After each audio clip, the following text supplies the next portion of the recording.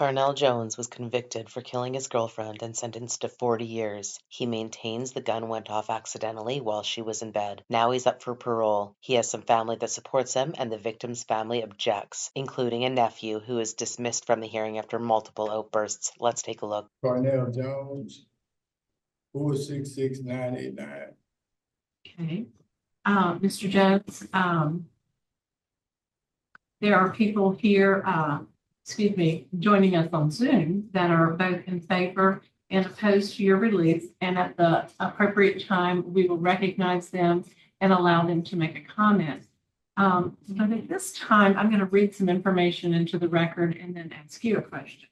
So, sir, I find that you're a first-class offender, currently serving a 40-year sentence for manslaughter. You had a parole eligibility date 10/14/2021.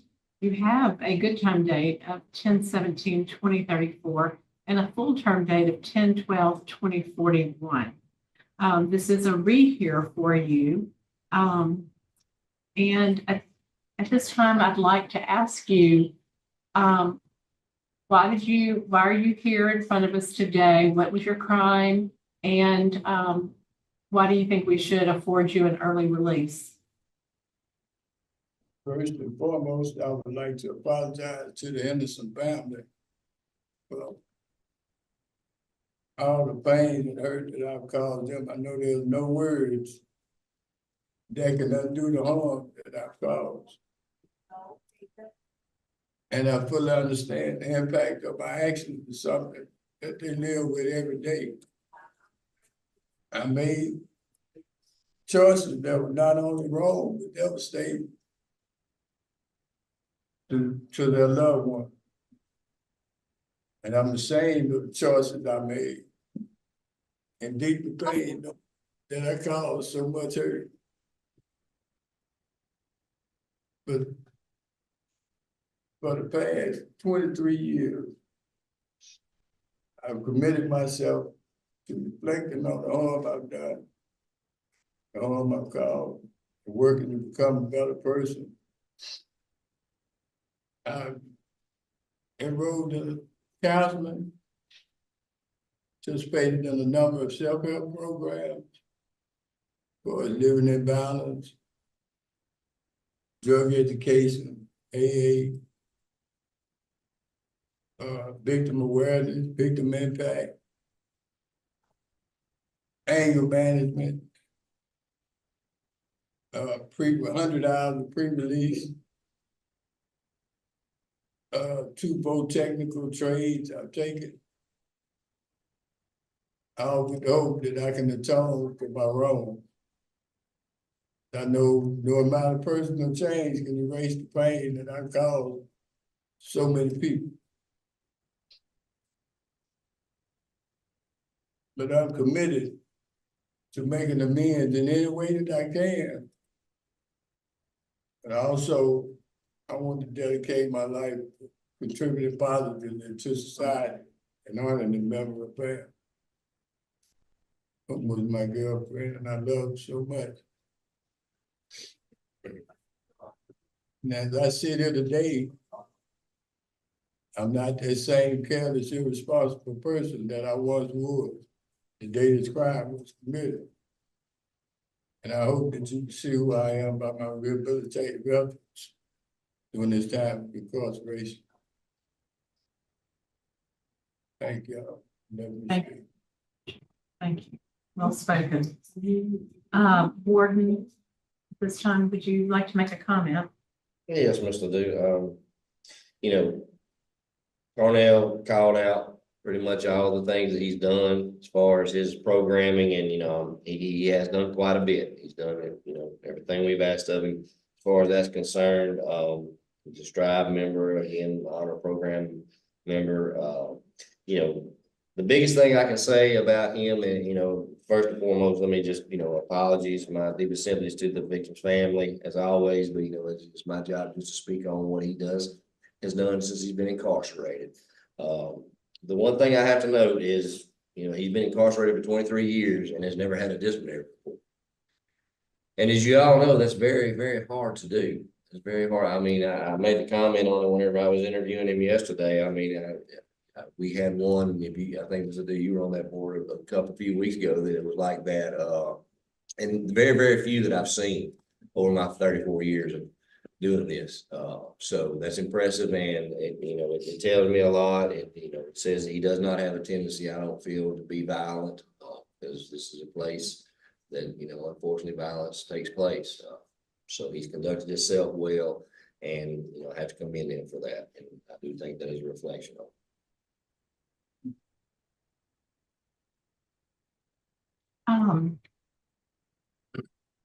We have a number of people on Zoom. 3 wish to speak in your support. You have Sabrina Hartman, Michael Godin, Dennis Sanders, and Melvin Boone. The first 3 are speaking. I'll go ahead and let Sabrina speak first.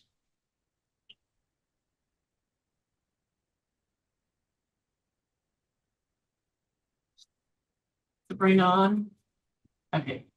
And unmute if you will. Hi, I'm Sabrina Hardman. I'm Carnell's sister.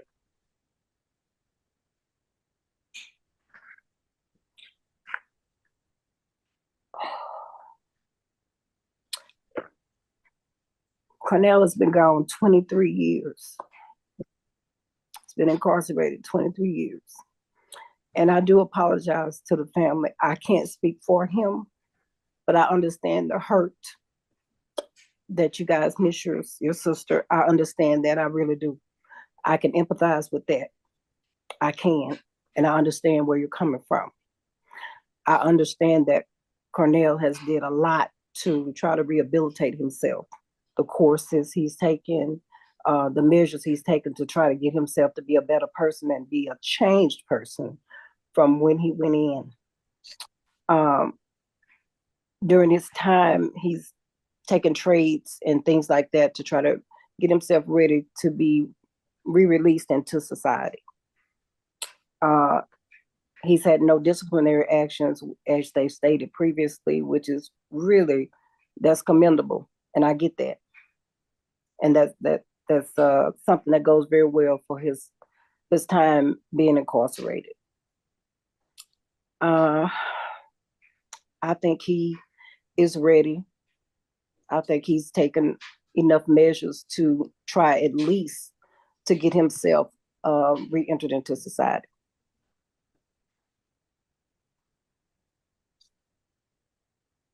Thank you for those words. At this time, then, Michael, if you would like to speak.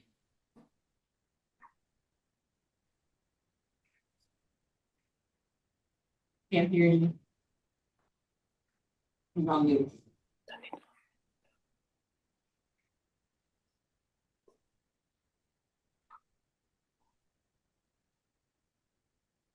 Hello? Yeah. You gotcha. Yeah. Okay, Gotcha. okay. Yeah, my name is Michael Guyton. I was born and raised with Carnell, and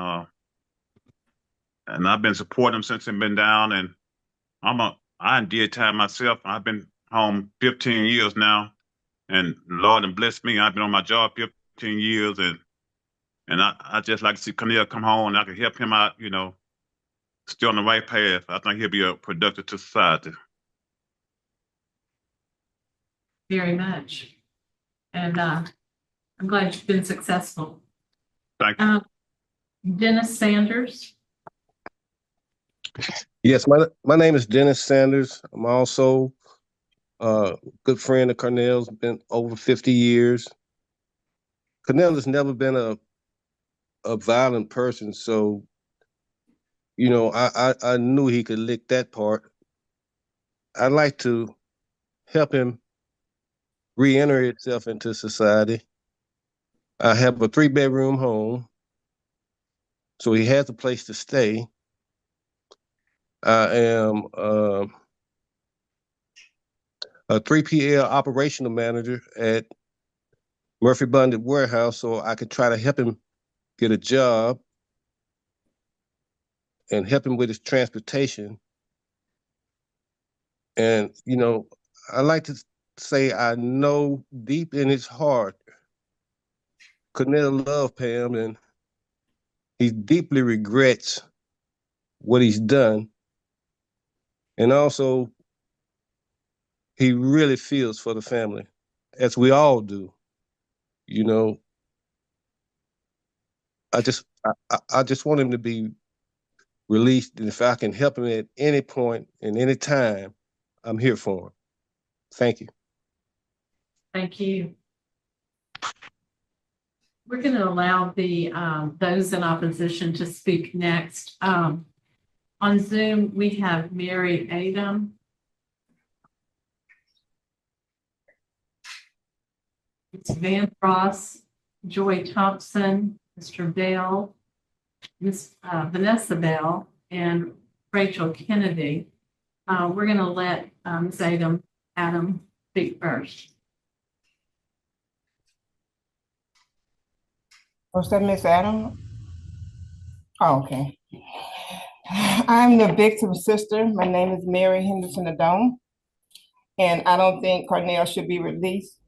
I actually reached out to Carnell because I wanted to make an effort to extend forgiveness to him, and Carnell is still lying. He still says it was an accident, and I think he haven't had any incidents because there are no women in that prison. He's a coward. He needs to stay where he is for the duration of his time.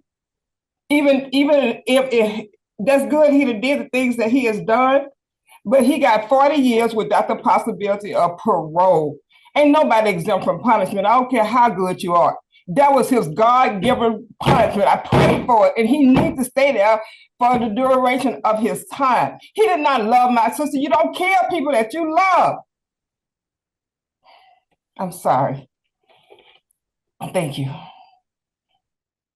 We'll skip that. And Mr. Tim Bell, the victim's nephew.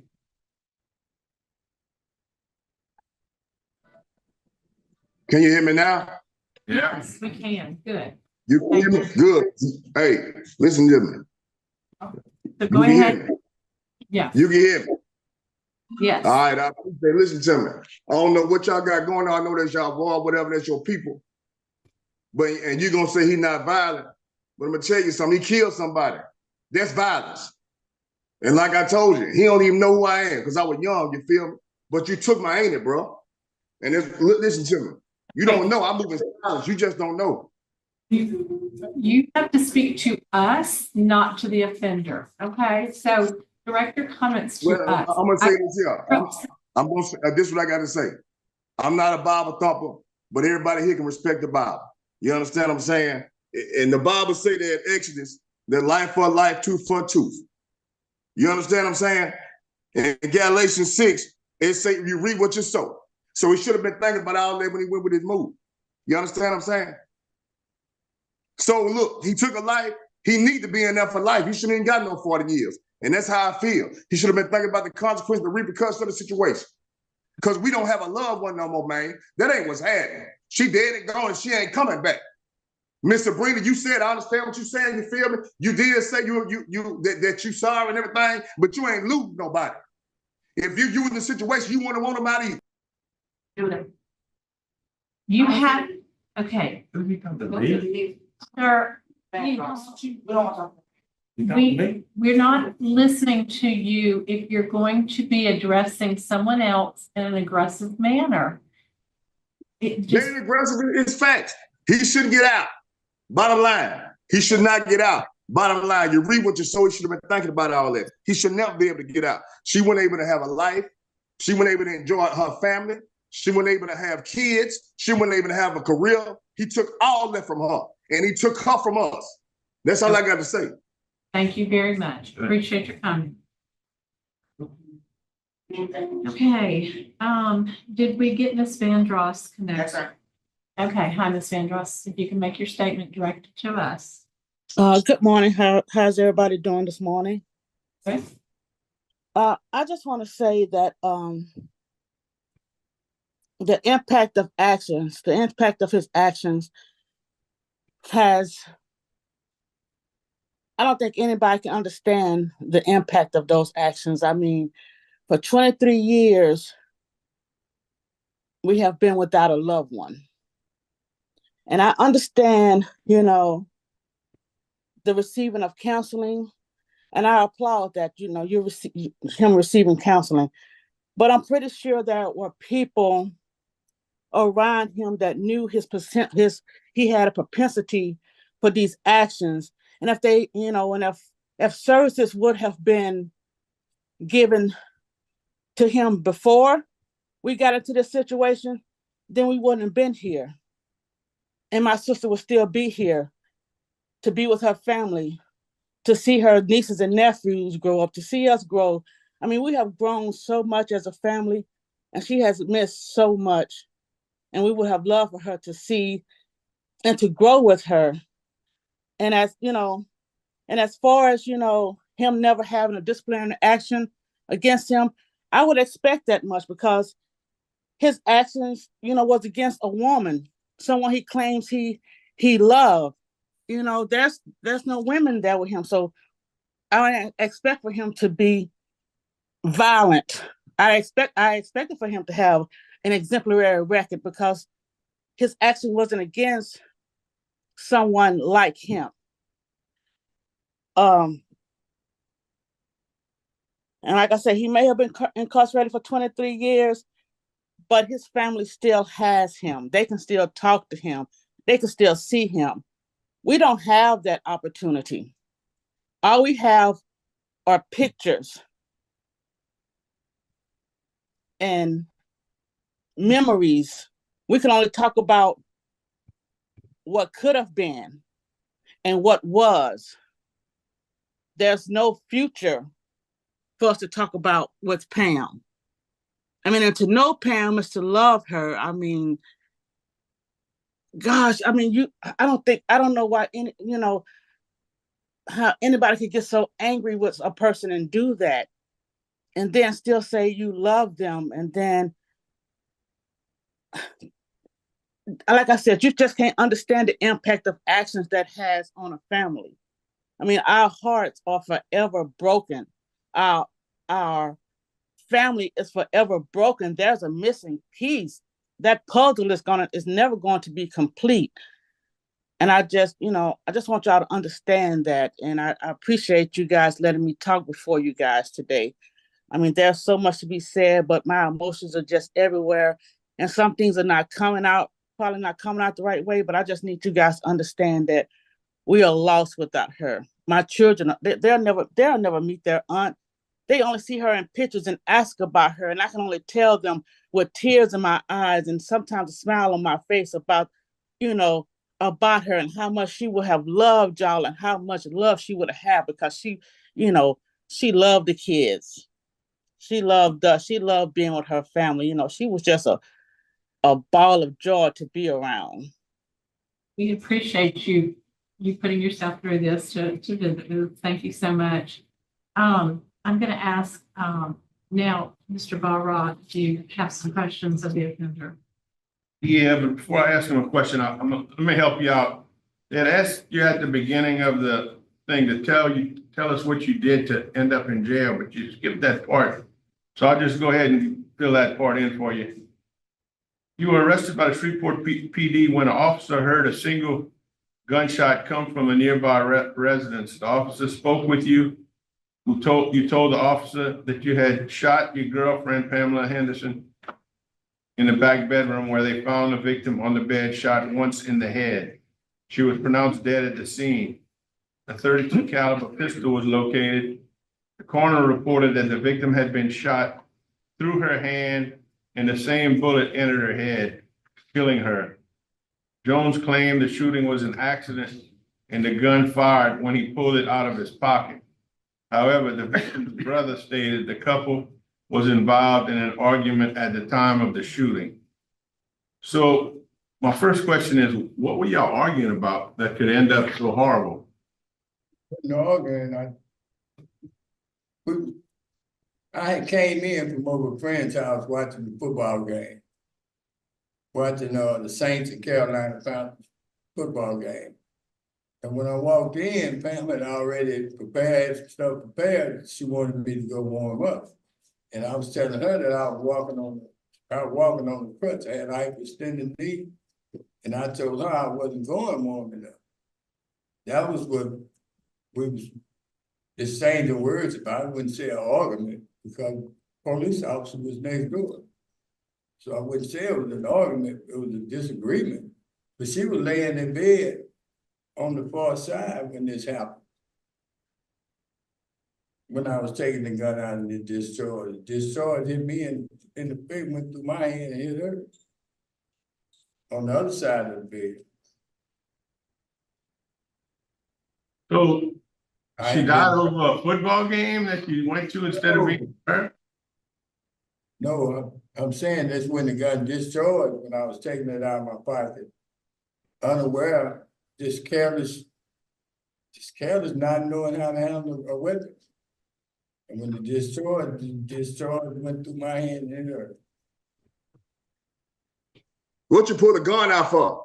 See, that's really, that's You, enough of him. That's enough of him and his animations in the background. You know, the inmate's right has a right to a fair trial, to a fair hearing. And this is. Right, we're cutting him off. We're cutting him off. Not appropriate. He's not appropriate. We have just removed him from the panel. Thank you very much. We appreciate and understand and agree. So basically, what you're saying is it was an accident. Basically, that's what I'm saying, yes, sir. When I pulled the gun out, I never knew it was, I wouldn't even been handling it careless like I would. Had I known there was a live round in it. She was on the other side of the bed, laying back with her hands behind her bed, behind her back, laying down when the gun discharged. Why were you pulling the gun out? I was getting ready to lay down. I was telling her I wasn't going to pull it up. And the part about the brother saying there was an argument, you saying he just misunderstood that part of it? Probably heard us going back and forth. She was asking me to go down there, and I was telling her I wasn't going. All right.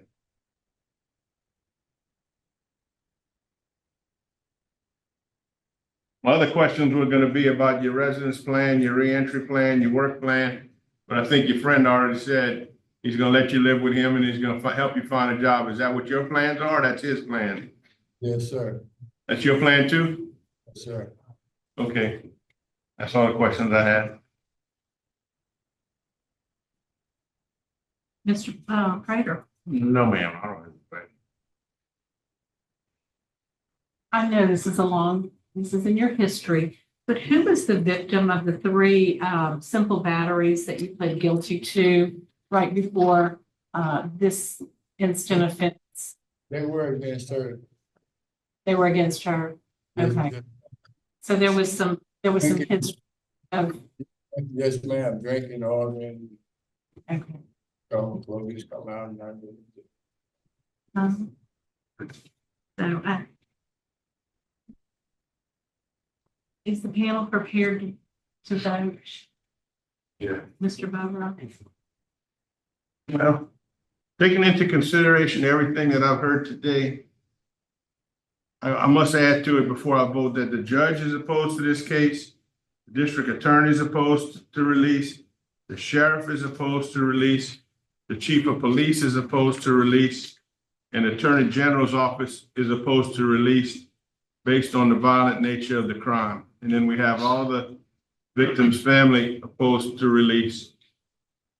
With all that opposition and the record of arrest before the crime actually occurred, I have no choice but to deny parole based on law enforcement, family opposition, and a violent crime committed with a gun.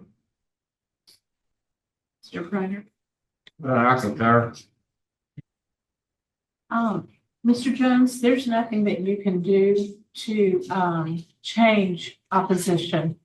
And I believe that you've done everything that you can to be prepared for reentry. I know that you've worked hard. I feel like you've demonstrated remorse. My vote is going to be to deny, but I'm going to, it's a unanimous decision, but I'm going to make note in the record that I encourage you to write back when you're, when it's time for you to write back. And we'd be given, consideration for what you've done while you've been down. So don't lose hope, keep up your good conduct. But today you died, okay? Yes, ma'am. Thank you very much. What do you think of this case? Let me know what you think in the comments below. And if you like this video, please consider subscribing. Until next time.